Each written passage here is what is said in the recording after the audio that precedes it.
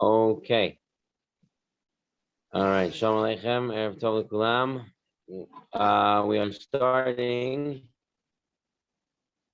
M'Rabanan on page 334. And it's a continuation of what we were learning last time with regard to preparation for Tefillah.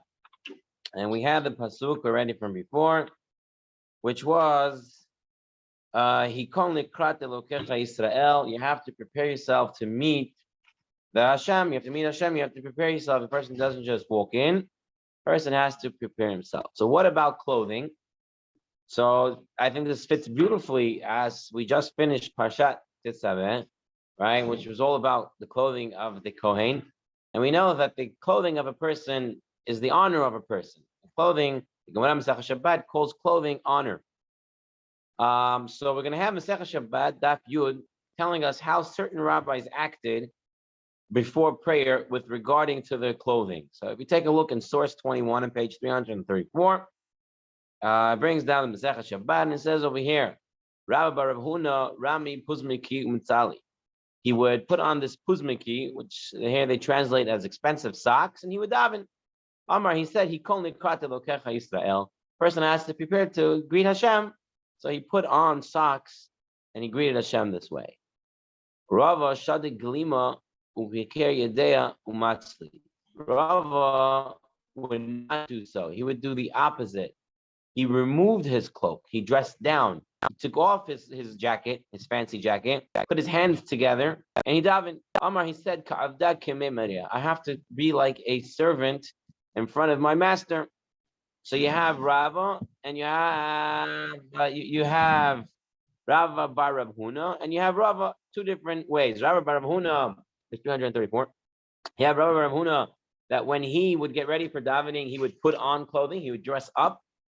And you had Rava, on the other hand, who took off his clothing, and not took off all his clothing, but he took off his expensive clothing, and he would stand as if as a slave before his master, with his hands clasped together. Rashi says, I saw Rav Kahana. When there was trouble in the world, he would be like a servant who would take off his cloak and he would put his hands together. I am like a servant in front of my master. When there was peace, then he would put on clothing, he would wrap himself, up, and he would daven. Amar, he said, Israel. So here we have the source of dressing appropriately for davening, as Masechah Shabbat, and we see that both Rabbi Rav Huna and Rav Ashi would dress up to daven. Now, what are some of these terminology here? Rami Puzmiki. So Rashi says this is Noten Anfilot Chashuvim Beraglav. He put on special socks, special footwear. And in French, they called it calzus, it seems to be. So some certain type of socks he put on. And on the other hand, Rava would take off. Shadig Lima, Mashlich Edarto Me'alav Shlo Yireh Hashuv. He didn't want to look Hashuv, so he took off his jacket, he took off his clothes. He would chovek yadav etzotav. He says martzir belaz. In French, it was called martzir. They put their fingers into the other hand.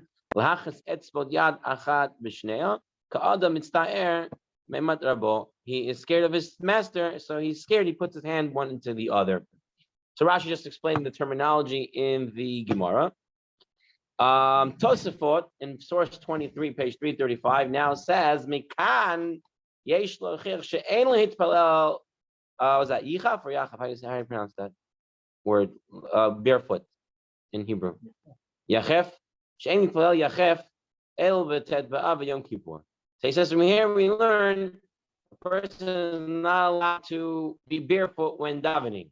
And actually, the person should not only just be in socks, he should actually be in shoes, in some sort of footwear, not just in socks. Okay, so Shulchan Aruch, based on this, says, Lo ya'amod ba'apundato, v'lo b'rosh megula, v'lo b'reglayim megulim. A person should not come stand in front of daven in his money belt, not with an uncovered head, and not with uncovered feet. in derech anshi hamakom shelo ya'amadu lifnei hagadolim el v'tei raglayim. If it's the practice of the place not to stand in front of people with uncovered legs. So Shulchan Aruch says the person has to come respectfully in front. If that's the way, it's practice to stand respectfully in front of Gedon, of great people. So the Mishnah Berurah explained the Shulchan Aruch now. He says, which is said is his money belt. Who is a chalosh shem by ma'ot ve'eno derech kavod la'amod kan lifnei Hashem yitbarach v'cheneir nachol Yisrael. It's also not coveted to daven ba'akfiton uveged ha'tachton v'shalofak. He says proper to a robe, undergarments, or a nightgown. A person doesn't come standing with a big money belt and davening in front of Hashem. It's what are you doing? Business in front of Hashem. You're coming to daven. You take off your money belt. Same thing. You don't come to daven with a nightgown and pajamas and other type of things. Obviously, this is all chatchila. If a person is in such a state that he's in pajamas and he can't daven, he can't change to daven, then he davens with his pajamas on if he has no other course. Of course, if he can put something else on, it's the better. But the avad, if he needed to pray and he prayed with his pajamas, he would be yotzeh.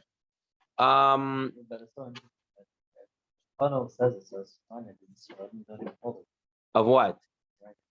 He doesn't say to wear hats, not with the uncovered head. Keeper is a covering.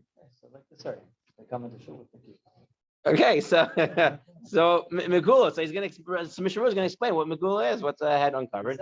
Was Manenu Tzarech? Was Manenu? He's talking in his time. Manenu in his time, the Mishnah Berurah's time. Tzarech Lasim be'etat tefila kova barosha kederech sheholach barachov v'lo b'chvo hakatan shetachat hakova ki ein derech la'amod kan lifnei anoshim chashuvim. He says in his days it wasn't covered to walk around with just a yarmulke. It was everyone wore a bowler hat. Everyone wore some sort of top hat. Yeah, so everyone wore something. That's the way you went outside. I mean, till JFK or whatever, they were wearing hats. Not just it wasn't enough just to wear a kippah. In the Mishnah Berurah, source 25. Yeah. What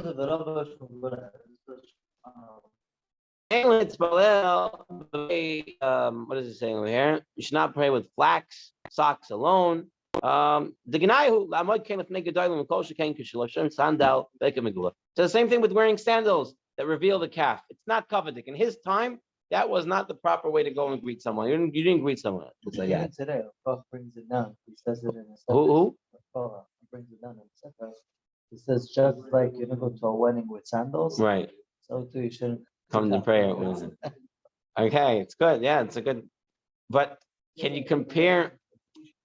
What? This is why they go to weddings in short t-shirt. People do in Israel. But I think wedding, going to a wedding is already on a higher classification, because when you go greet, do you always dress up to greet an Adam Gadol the same way you would get dressed up to go to a wedding? You go to a wedding is a once in a lifetime thing, so you might dress up a little more.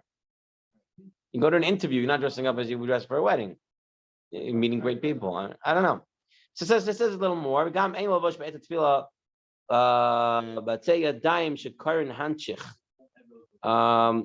and wear gloves.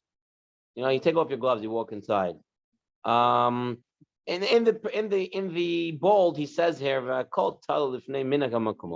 and that's the Mishnah Berurah's ending. He says everything really depends on the place, right? You have to look at what the place. What do the people do coveted for the place or not? So turning to page 336, he brings here now in the sketch.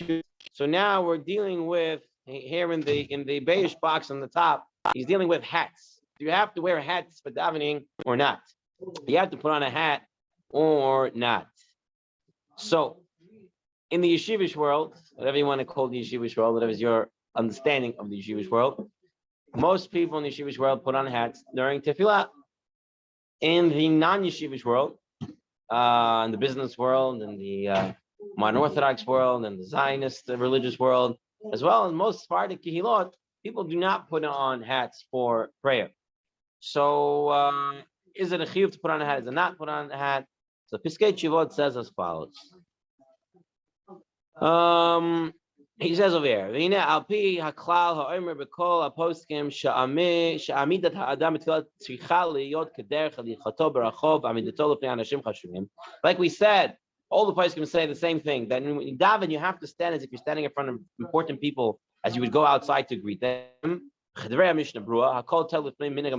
goes according to the place. Im kain be'elu asher haraglu min arotam lelechet lelo chalifa v'kova. A person who goes regularly from a young age already with no suit, no hat, and he goes to greet people. And they're not careful when they go to meet great people to put on a jacket or a hat. They don't do it. We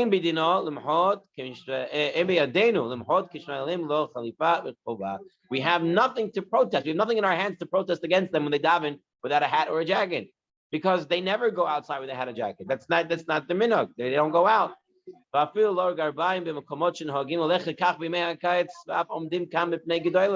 Even if they go without socks, right? And this is the way they go, even in front of great people. Even with short shirts, short sleeve shirts. They stand in front of people like this, but not when they go up to Sheikh Tzibur. When you go up to the Torah, when you go up to the Sheikh Tzibur, you have to put on something to cover the elbows. But other than that, you're allowed to pray like that because that's the way they go out. Then he says, he shouldn't go out to daven like that. He should come with a little more respect to come to daven. So the Piskei Teshuvot comes out with such an idea. Piskei Teshuvot says, if people go in your shul without a hat and jacket to daven, you can daven without a hat and jacket because that's the minhag makom. If people go out to meet the gedolim and they come without hats and jackets, and you can go to daven without a hat and jacket, no problem. He says, even so, if people in the summer went out without socks and go with short shirts, even with short pants, they say, la halacha, you would be allowed to be able to go and daven that way. However, anyone who has a reyach Torah in him, he somewhat respects Torah, he has some scent of Torah, he would make sure to dress a little wiser, a little better. I would suggest for people who don't wear hats, a jacket doesn't seem to be the biggest of the deals in the world to put on a jacket. When you're home and you're going out to the shul, so you grab a jacket, you have one by the door, you grab it and take it. It's your special what you're wearing to prepare yourself to greet Hashem. So you put on a jacket. It doesn't have to be a blazer, some sort of baguette that's a little respectful. And you go to daven. Yeah. They make sure when you come in, putting on a jacket. They'll grab a jacket from somewhere, put it on you. Chaim Kanevsky. They make sure you put on a jacket. Yeah, it's coveting to wear a jacket. Okay. He brings here from Rabbi Melamed over here on the Benini Halacha. He says a person should wear respectable clothing for prayer. He shows kavod to Hashem. He says here a person would go to greet the king once in his life would make sure to wear nice clothing. But a person who goes to greet Hashem every day would not wear the nicest of clothing, right? That's what we were saying about the wedding. If you go to a wedding, it's a once in a lifetime thing. It should be a once in a lifetime event. So you dress really special. If every day you were going to a wedding, you would not dress extra special each time. You would have the ability to dress a little down, but still somewhat respectable. So he says the same idea. He says when it comes to prayer, we meet Hashem three times a day. So you have to come respectfully dressed to prayer. It doesn't have to be all out there. You don't have to put on a hat, tie, jacket, cufflinks, and all that. That you do on Shabbat and Yom Tov, right? But on a regular day, a person just needs to come respectfully to the prayers. Okay, now he's going to go into the idea of wearing what's called a gartel. Okay, Hasidim wear a gartel. So what's a gartel? It's a special belt that they put on. Now, what's the basis of this belt? Why do they put it on? We already learned this in an earlier share. It said, Tzurba M'Rabanan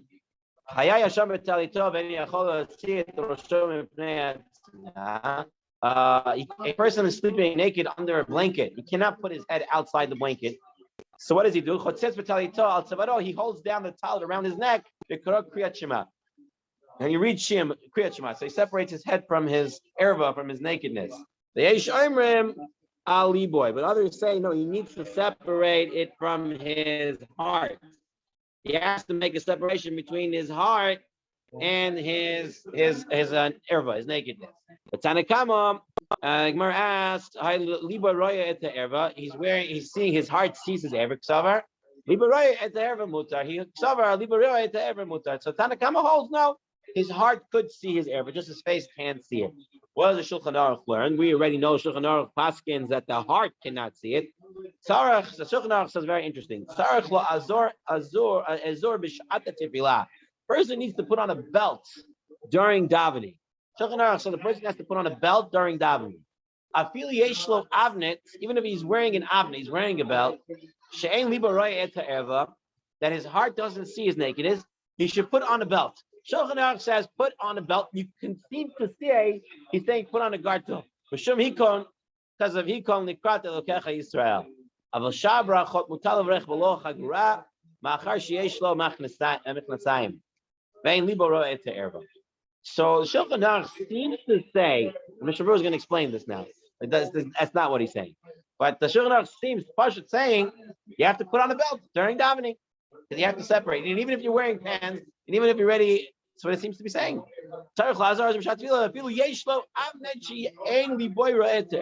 Okay. How many belts does he need? He needs to have something that separates him in his erva, and he puts on a second belt. That's what he seems to be saying. He seems to be saying that, yeah. Shulchan seems to be saying in source 29. Look, page. What page is this? 338. Source 29. Shulchan says one needs to wear a belt at a time of prayer, even if he's already wearing pants, an avnet, a belt, and he needs to wear it. So now let's see what the Mishnah Berurah says. Obviously, it's not the way we pass in. Let's see what the Mishnah Berurah says. Tzarech, he says you need. What happens if you didn't put on? Bidi avad im hitpalel below ezor yatsa. If he didn't put on an extra belt, he's yatsa. He's fulfilled his obligation. He's good. V'yesham, mothers say, oh, the dafka. You know, Shulchan Aruch said you have to put on a second belt. Shulchan Aruch wasn't saying everyone has a second belt. He was saying, a person who wears a second belt all day, he needs to wear a second belt during davening. Meaning, he's always wearing an extra baggage as a separate belt, as a kavadika belt. So when he comes to davening, he needs to wear that special belt also. The person all day is going around without an extra belt. He's not wearing a special belt all day. Gam b'shat tefillah ein tzarich lechagor. Omiu midu chasidot apechiyai gavna. So you don't wear a belt. It's like it's saying. It's what he's saying. Okay, you're wearing a belt all day. All day you're wearing a belt. It comes to tefillah, you take off your belt. This you don't do. If you're wearing the belt all day, then during tefillah you wear your belt also. That's the cover. You don't take off your belt. However, I'm walking around without a belt all day. I don't need to put on a belt because I have the elastic. Very good. That separates. Even it's as long as it's somewhat tight fitting. As long as it's not falling off you. If that pants or underpants is staying on you, it's not falling down. It's enough to consider the separation between your heart and your ear. If you're wearing, what is that? The kush is the example. The kush is the example. Your underwear is still staying on. It's falling down, but it's still there. Okay. He says minat chasidus. Minat chasidut is to put on a gartel. Avnet, right? Shlemer avnet shel machnesayim amasbik ben liboy le'erva. He seems to be saying that a pants is enough to separate between the heart and the nakedness. Shabarachot muhadin kriyat shema. The same thing by kriyat shema. The only time you have to really be pay attention is when you're doing Shemona Esrei. The rest of the things, as long as you have pants, you're fine. Yeah, as long as you're wearing pants, make sure you're wearing pants. But who adin in bikadav munachim davkim b'maash al baten masikim ben libo le'erva. Same is true of his clothing cling to his stomach, such as they separate between his heart and his nakedness. So, okay, based on this, strict halacha, you do not have to wear a gartel. A gartel is already considered hasidut, extra. We don't have to follow them. Yeah, we're going to see the Yalkut Yosef is going to say even more that let's get one second. Let's do one source at a time. 31. Peskei Tshuvot. He says, he says, it doesn't mean you have to wear a belt with your pants. The eitzem levishat mechnasayim. I feel ein behem avnet v'chagar kalal. You can wear just pants with no belt. Ereze maspik vein liboler, but pants is enough. Chishapir Mishnah Brua, like we just brought down from the Mishnah Brua. Says Lenium Birkat Ozer Yisrael B'Gvura Alivishan Hachgura Eo Avnet Avnet Hachahu Mechnasayim. The Avnet, when it says belt, it means pants. In our Simon also means pants. That's all it means. It means pants. It doesn't mean an extra guard. If you don't have pants, you need guard. That's it. You're wearing pants, you're good. Now, Yalkat Yosef brings down, this is a very important thing, not just for Gartel, but for everything for Sfaradim. When we start doing things, we have to be very careful what we're doing. People, unfortunately, I'm just going to digress for 1 second. People, young boys especially they go to Ashkenazi Shivot, they see them doing certain things, and they take it, and they think what they're doing is smart or good because they're doing it. Not necessarily true. Because they're doing something doesn't mean that we should be doing it. We have to see why they're doing it. Does it contradict what we have or what we do? And we have to make sure the number one thing to keep is our Misorah. We have a Misorah. And our generation, this is where our parents, our grandparents did it. They know what they were doing. They were chachamim there. They weren't just doing things just because they were doing it. They had sources. So look what he says here. Even though it's a good thing to wear a belt before Shemona Esrei, meaning to put on a gartel, it's a good thing.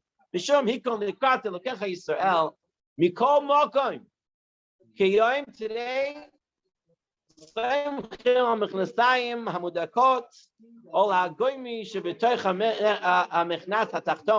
he says either we rely on the pants or we rely on the elastic of the underpants. You're wearing boxers, you're wearing shorts, that's enough.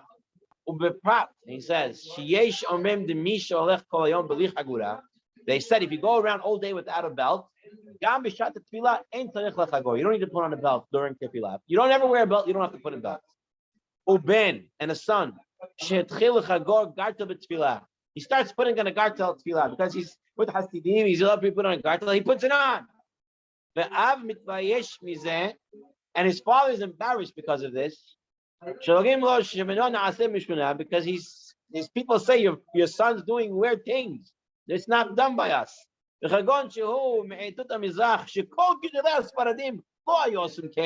were no Gedolei Sfaradim that ever put on a gartel. Never existed such a thing. And all of a sudden, this Yochid, this Bacher decides to put it on. Person, he should stop doing this because of fear of his father. He should respect his father. And he should listen to his father. So a person, if a Sephardi guy decides wants to put on a gartel, not so simple.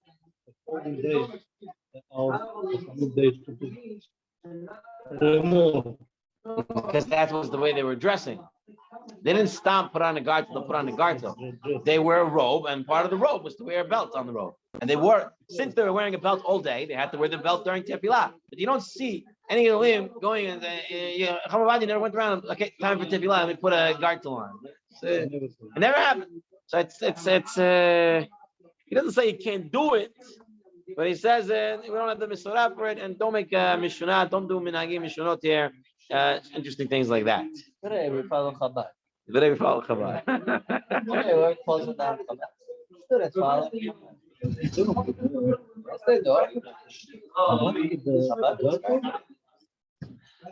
We're putting on a garter, yeah. Okay. All right. All right. Now the next he brings down here from the Yalkut Yosef. Interesting thought about weapons in a shul. Weapons. Can you bring weapons in a shul and daven? That's the convention Aguda. They says a few times in the Aroma, which says every shul must have a guy who has a gun. That's Aguda convention. Right.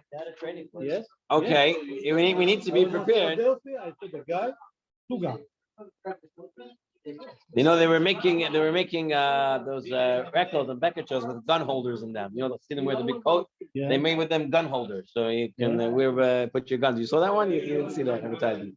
I saw the video. The person said, "This is my Shabbos stick for Yom Tov." Yeah, and this is Okay. 1 second. So, what about weapons in the shul? What's the issue? The issue is that we learned that when you build a mizbeach from stones, you weren't allowed to use stones that were cut because swords, knives kill life. Mizbeach is a kapara that's supposed to bring add-on life, so you're not supposed to use cut stone. So based on this, they say you're not supposed to bring weapons into the shul because your shul is a place of tefillah to extend life, and weapons seem to cut life short. So he brings over here a soldier who's carrying his weapon. Before he goes into daven, he should try to conceal it, so it shouldn't be seen. He says if it's not possible to cover it, you should try to carry it, try to hide it. But if need be, if it's a security danger, he can pray while his weapon is on him, because then his weapon is extending life. That's the way I understand it. The weapon is two things. It cuts life, but it extends life also, right? Shalom, a terrorist walks inside, having a weapon now extends everyone else's life if you're able to stop it. So in that case, he would be allowed to have it. He says over here, who's sick or who doesn't able to put on clothing, he's allowed to daven in his pajamas. Let's say you're sick, you're not feeling well, and you can't get out, right? In a hospital gown. As long as the arms are covered. But if you're not such a circumstance, you're just lazy, you don't want to get out of your PJs, he should try to get out of his PJs first and pray. Person is not feeling well, he can pray in slippers, doesn't need to put on shoes. It should not daven with barefoot, without socks. Even if he's wearing socks, he should still put on shoes. Yeah. Like in the Persian shul, they have on the floor carpet. Okay. Very good. Half of the people, they take out the shoes. Right. They don't daven with the shoes. Right. So we're gonna go back to the idea. Whatever is the place. In there, they respect God by taking off their shoes. Today, most places you put on your shoes. When you're going to meet a great person, you're going to meet whoever you think is great. I know today's very hard to say the president or anything, but in the olden days, I go back 30 years ago, if you were going to meet the president, you would put on your shoes, right? You don't, right? So the same thing, you go to daven, you put on your shoes. Now, so we're not allowed to be with slippers? It's better not to. If you're davening at home, you try to put on shoes. If you daven in slippers, the avad is okay. If you're not feeling well, you're sick, that's definitely okay. Okay, what about women? Women need to daven also. They're davening at home. Do they have to be careful about wearing proper clothing, or could they daven in their nightgown? Could they daven in their chalat? Can they? No, they're properly covered. So let's see. He brings down from the Chod Israel that one should be careful wearing appropriate and clean clothing for tefillah. It's not proper to be in a nightgown. You shouldn't daven in a nightgown. And one should remove apron that's worn when doing house chores. You should take off the whatever you're doing, and you should get ready for tefillah. He brings from the Rikshay Lev, who brings down from Rav Sternbach. He says it's appropriate for women to try not to wear a nightgown. And similar to men, they should get dressed for Shmoneh Esrei, but women don't have to be as strict. There's no obligation for women to fix up her clothing for tefillah. This fixing up the clothing for tefillah is for men, whereas women can be a little bit more lenient in this. Yeah, she can stay in her whatever. Just make it As long as she's tzniut, she doesn't have to change her clothing or everything like that. You don't have to be so strict with that. What about covering the hair to daven? For married women, let's talk about married women. For single women, we know they can do everything with their hair open. What about a married woman? Does she need to cover her hair when she's davening or not? Sure. So let's take a look. He brings down from the Bia Omer. He brings down over here he was asked about girls, unmarried women. Girl. He was asking about single girls who walk around without a head covering. Can they daven and do everything like that? He says from the Chesed Alafim that a woman who goes to mikvah, I mean she's married, she has to cover her hair. Married. There's no difference between her and a man. They have to cover their head when davening. Okay. But he says since he's discussing a married woman who covers her hair, she must also cover her hair when she's saying a bracha. But single girls do not have to. So according to Hamuvadia, married women have to cover their hair when davening. Right? I believe the Sephardic women are taught that when they go to mikvah to say the bracha, they're supposed to cover their hair, their body and the hair, and then they say the bracha. Sfaradim, married women have to cover their hair for tefillah. What about Ashkenazim? So he brings down here from Tzurba M'Rabanan Orbach. He brings over here. Nashim lasot noagot lechsot rosho be'et shemitpalim they umibrachot av kishem b'chadei chadarim achem meikar hadin enu hayavot. He brings down over here that women today do cover their hair when praying and davening, but from ikar hadin for the Ashkenazim, they do not have to cover their hair. That Ashkenazic married woman can say berachot and daven with uncovered hair. Keinereni Agoin or Tzurba M'Rabanan Orbach. Shelo kedat shalot tshuvot yebia omer. Sheminadin asur levarech v'tpalel below kisui afilu v'etan. According to Chamuvadia, married woman even in their house has to cover their hair to daven. But according to Tzurba M'Rabanan Orbach, a woman does not have to cover her hair. She can even what's it called? What opposite?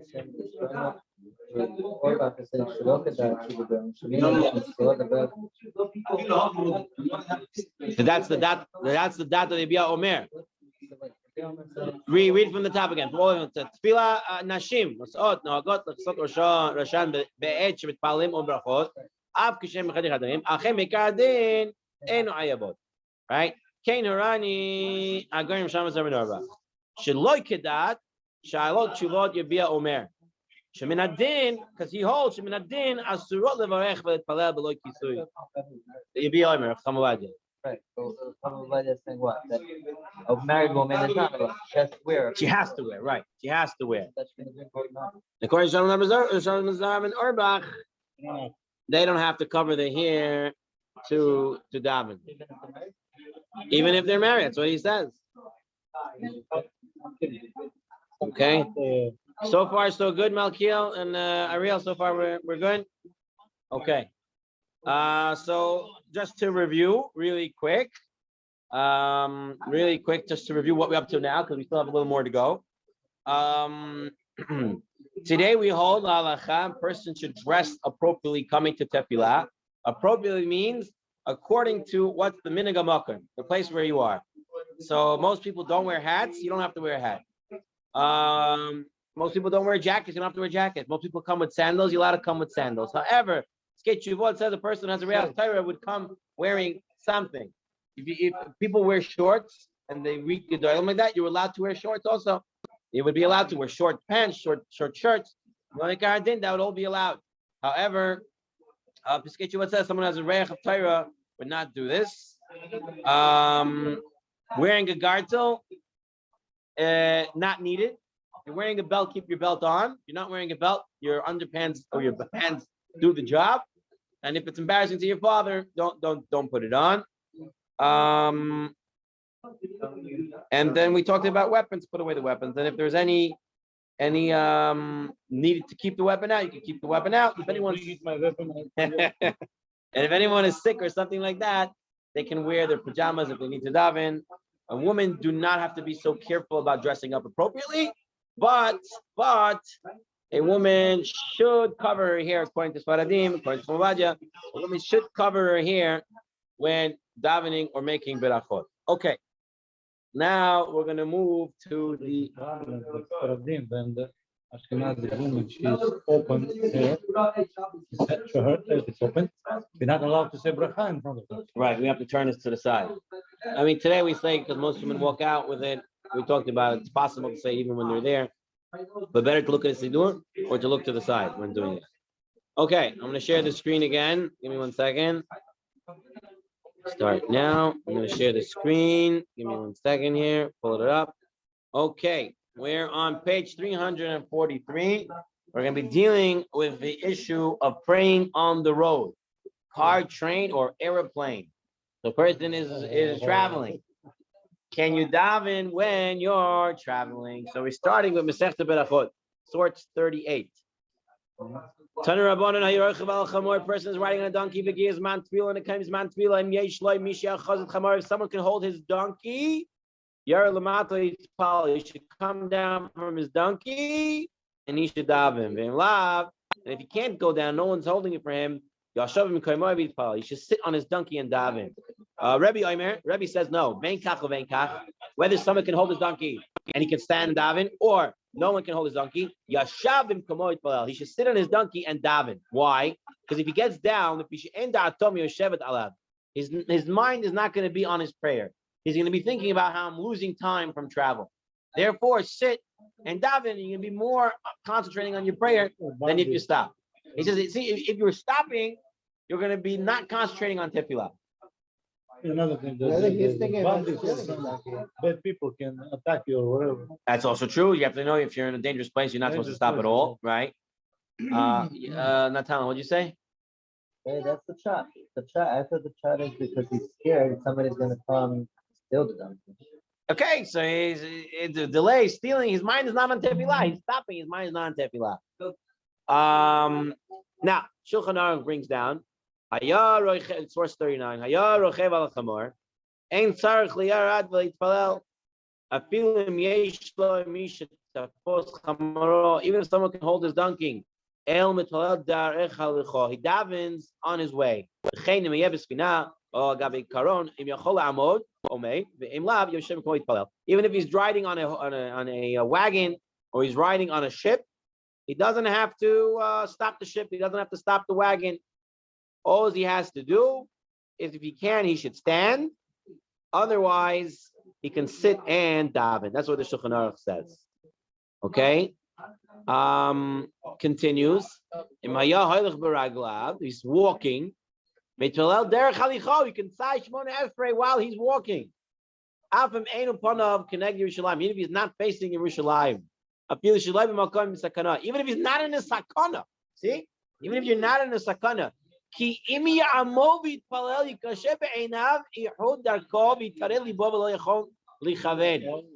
about the road. It's going to be wasting time. So he's not going to be able to daven well. Driving, it's more straight, yes? You have to hold on that. Hold on the driving. Talking about walking now. You're right. You're on a ship, you're on a wagon, someone's driving for you on a train. You can sit and daven, you don't have to stand, you don't have to stop.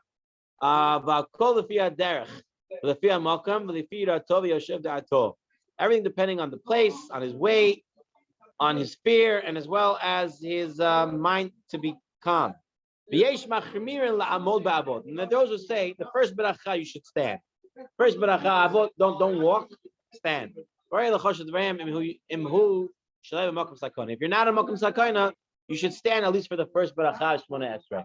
The rest of it can be said while walking. Okay. So this is an amazing Shulchan Aruch. I mean, it's really mind-boggling because we have this idea that with Dami Shemona Esrei, you always have to stop and stand. And he seems to be saying here you can walk and daven. Right? He says, he's walking on his feet. Okay. Obviously, we give a little more. If he's anyway, he's not gonna have kavanah if he stops. And he's not gonna have any more kavanah if he stops. If he can have more kavanah when he stops, then Avadi has to stop. But let's see the Piskei Teshuvot says.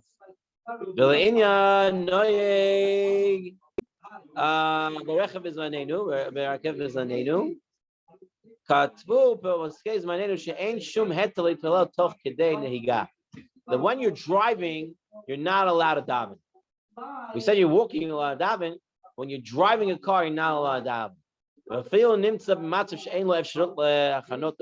Even if he has no way to stop his car, and even if he's going to wait to stop the car, it's going to be after Zman Tefillah. He's not allowed to daven.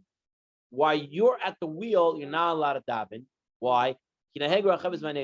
because when you are driving, you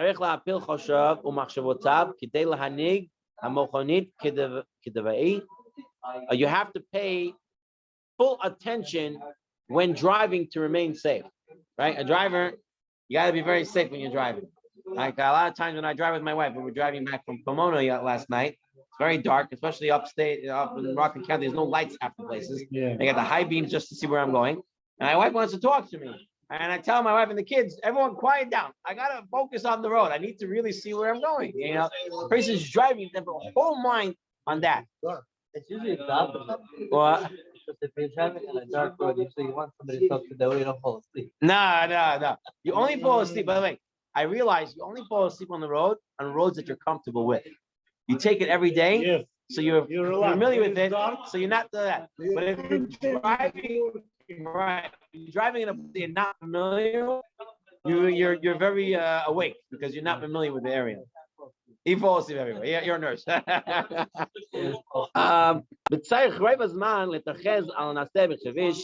has to pay attention to what's happening on the road. If he doesn't pay attention, he can get into sakana.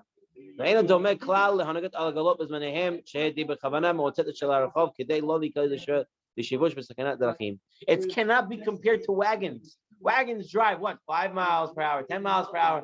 He can stop, he sees something. A car 80 miles per hour on the highway, one little turn wrong way. You know, shalom. It's the end. You have to have much more. So therefore, you can't daven while you're the driver. Rabbi So- Moshe, Yes, Malkia. while driving, can one read the korbanot from Mincha? Yeah, this is talking about Shmoneh Esrei. Just Shmones. Okay. Yeah, thank you. we're talking here about Shmoneh Esrei. You can say korbanot, say Tehillim, Asher, whatever you want. You can say, but this is talking about Shmoneh Esrei. Yeah, good point. Very good point. Okay, so he brings down here from the Isha Yisrael. Im nosab mochonit otobos rakevet or shar kalei tachbura. Someone is in a car, bus, or any other type of train station, any type of thing moving. And yesh b'afshir tol la'asor et harekev etfalesh when esrei b'amida yasekin. If you can stop the vehicle and daven, better. Ne'em ha'etzira, but if stopping or herida or coming out ma'arechev tagrum lo hefra b'kavrot tefillah, it's going to disturb his prayer because he's worried he's going to be late now. It's a dangerous place to stop.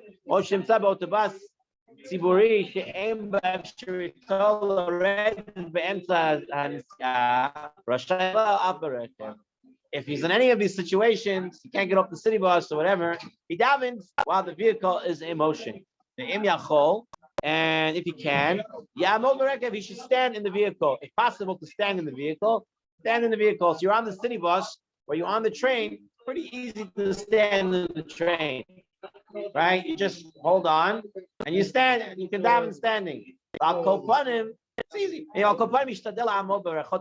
should try to at least stand for the first bracha. And then where you have to bow in the davening, you should stand.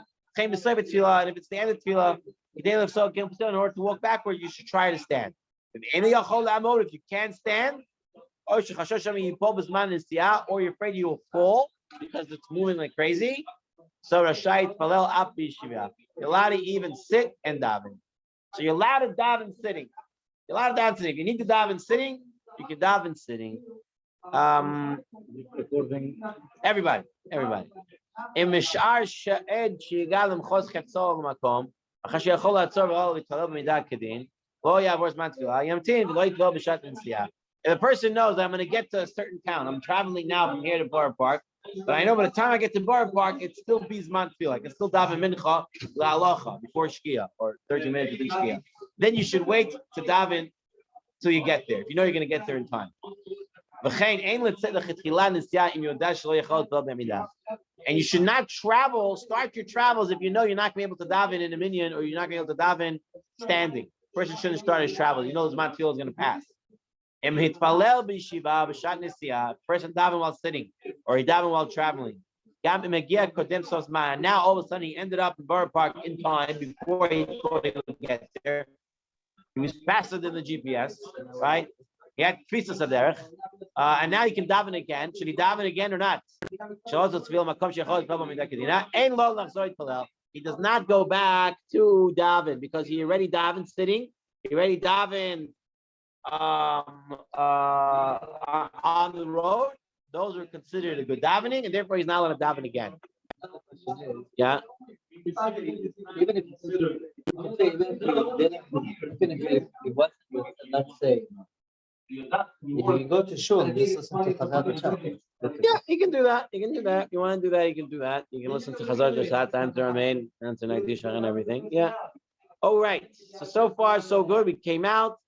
The B'di Avad, a person can sit and pray, a person can travel and pray, can walk and pray. The best thing is to try to stand. If you can have kavanah. As long as he's not driving a car or a train or anything, you're plane. Because when you're driving, you're paying too much attention. Unless you're driving a wagon, then you could. So my question on this is, I didn't see it anywhere. Let's say I am in bumper to bumper traffic. No. Can I daven? No. No, I see. It says 20-minute delay. And I can daven Shemona in 3 minutes, 4 minutes. I also would think you should be okay. The whole idea is I'm driving. I need to pay a lot of attention. If I'm in bumper to bumper traffic, I don't need to pay a lot of attention now. I'm moving as a snail. I don't know. I'm thinking it's allowed, but I don't know. I have to ask. From what I'm seeing, it should be okay. No, I didn't see. Maybe Danny brings it. I didn't see. No, you don't have to check it. All right, fine. Now we're gonna come to tefillah on an airplane. Okay. So what's the story with airplanes? He brings here from Shlomo Zalman Auerbach and Halichot Shlomo. Hamitfalel b'matos b'shat hatzisa. Person is playing on a plane. Yitfalel tfilat Shmoneh Esrei b'yeshiva al mekamo. He should pray in his seat and not while standing in the aisles. He's going to be bothered by the people walking through in the aisles and stuff. When we call Mokim Lo Yetadato, Lebanon Ocham Archit Minyanim Litfalel B'Shat Tisa. Ki Hadavar Mafriya L'Shar Anashim Nitzayim Sham. Shlomo Zalman Auerbach says a person who's on an airplane should not daven in the aisles. Should daven in his seat because you don't want to be bothering people. Don't stand up. You daven in your seat, put on your tefillin, and then you have to do in the seat. Shemona Esrei you sit. No, it's going to bother people. Don't stand up. Then don't stand up. Then he says here from the Alkut Yosef as follows.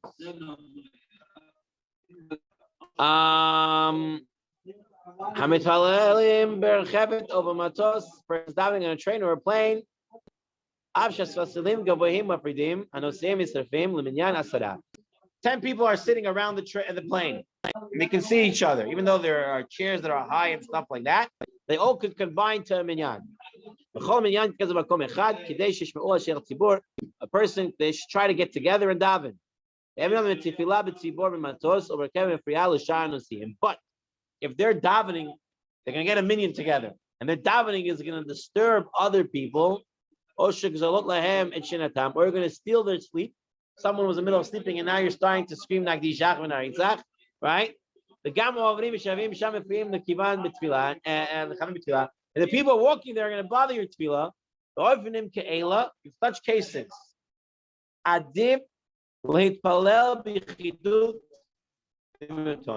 it's better to sit and daven by yourself. From kavanah,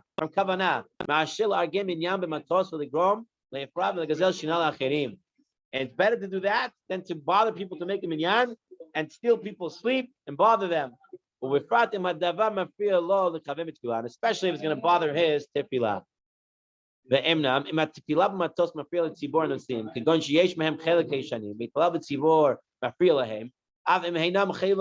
if there's secular people that are there, right, and they don't want you to daven, they're bothering them.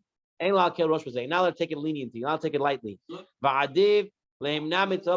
better not to daven in the minyan. And because if you're going to get together, you're going to bother them. It's going to cause a chilul Hashem. Should I say matos matmidim al kach? They get upset at this. It's bothering people from getting to the bathroom. You're standing in the aisles. So not to daven on a plane, in a minyan, in a tzibur, in the aisles, big problem. So I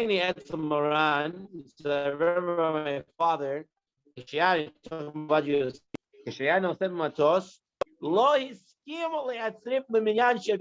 people were getting together in minyan, and they told Hamavadia, join us for a minyan. We need a 10th guy. He said, no, I'm not joining you.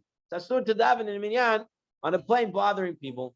The Shovra Tisha came that Hagoyin of Shlomo Zalman Orbach, like we just spoke down. So we saw so far from both of Shlomo Zalman Orbach and from Hamavadia, brought down by Yitzhak Yosef, that is asur to make a minyan on a plane if you're going to be bothering people.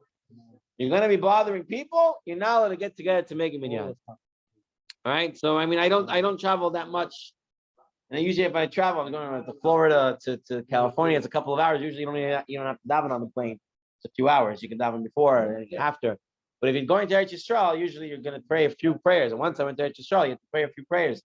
It seems pashut from both Chamuvadji and from Shlomo Zalman Orbach. You should not make minyanim. You should pray by yourself in your seat. Rabbi Moshe? We travel to Antwerp. Yeah. And there, you go in the morning, you meet the people from Israel, and you guys, we join together, make a minyan. They have a shul there. In the airport. Yeah. In the airport, it's easier. Yeah. In Antwerp. No, In Antwerp. Have a shul. And then if you take a night flight to catch everybody together, Americans with Israelis, you're making a little minyan. Very, very cool. Malkiel, you had a question? Yes. So in the airplane, if one is playing sitting down, Amida, right? And there are women around that are sitting and not covered. The hair is not covered. Jewish, not Jewish. Is he still allowed to pray? Right. So the problem of women being undressed properly, that's a problem. If women are dressed improperly, then you have to either close your eyes or just look in your siddur. Don't look around. You have to keep your eyes in the siddur so you don't see them. So it's okay still if we close our eyes. Okay. Yeah. You'll be able to pray as long as you're not looking at them. Cover yourself. Put your talit over your face. You don't see them. You're in a different world. Okay? This way you don't have any problems. All right. Continuing, he brings down from Shmuel Woisner here. Shmuel Woisner says as follows. I was asked about the proper practice for prayers during in flight. He said one should refrain from praying with a large gathering. Don't pray with too many people. It's better to pray in smaller groups near their seats, as long as there's no improper dress there. You can't have a minyan if all of a sudden there's like everyone's sitting in their seat, but there's like women in the middle dressed. Very hard to make a minyan that way. If it's possible to stand next to the seat and not in the aisle, it's better. This way you're not bothering people. One can pray Shemona Esrei seated in his seat. In any event, if the fasten seatbelts goes, signs go on, person has to stop whatever he's doing and go fasten his seatbelt. He's praying in a group and he's standing, and the light goes on to return to the seats. He has to go, even if he's in the middle of Shemona Esrei. That's what Rabbi Shlomo Woisner said. He brings some here from Shlomo Warman in his Sefer Shet Yosef. He says, I'm traveling to Eretz Yisrael and I see people organizing minyan. I'm not sure, should I join, should I not join? But he says first. I don't know, it seems to be bothering people. Should I join their minyan or not? But obviously he didn't see Chamuvadji Psak or Shlomo Zalman or Psak.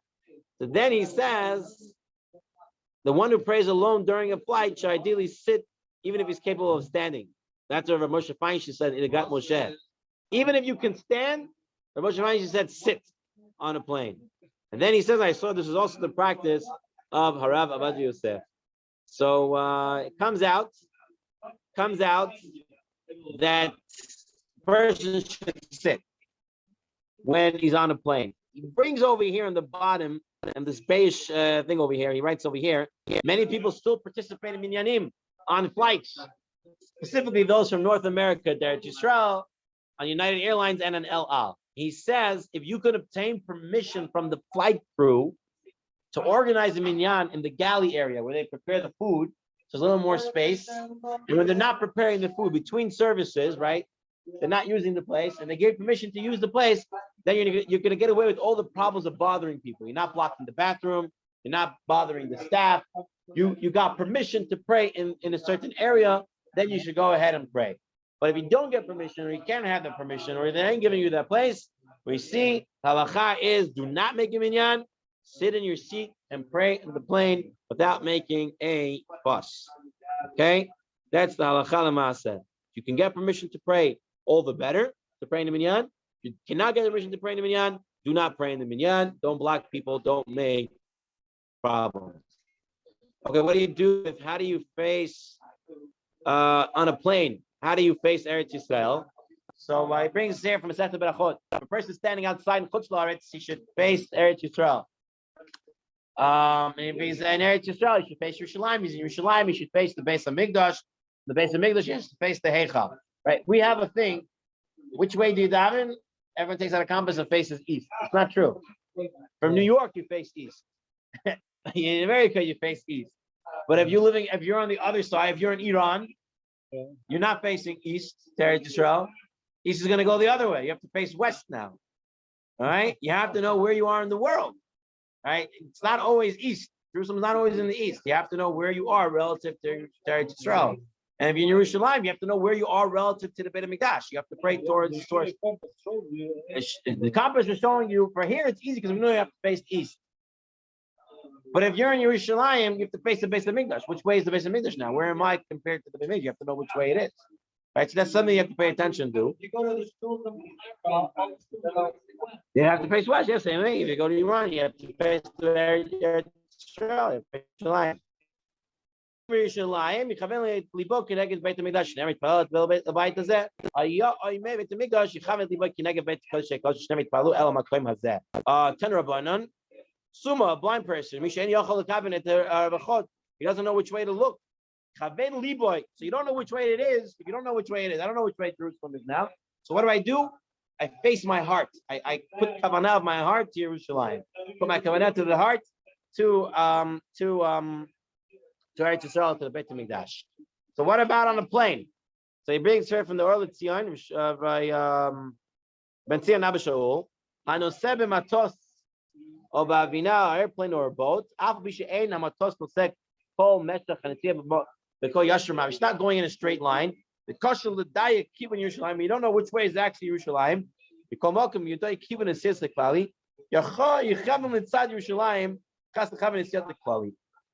He says he should try pray towards Jerusalem based on its general direction, meaning that if you're leaving Eretz Yisrael, so you face the tail of the plane. That's probably where Eretz Yisrael you're leaving. If you're leaving America and going to Eretz Yisrael, so then you face the front of the plane because you're going to be facing. You're going to Eretz Yisrael. And he brings down from the Yalkut Joseph as well the same idea. If it's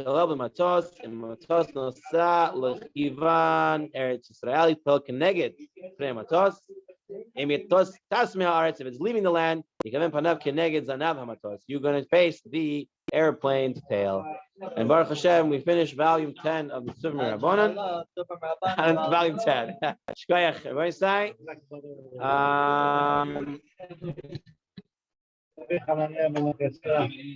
Okay, Malkiel and Ariel, we're good. Stop the share. Yes. All right.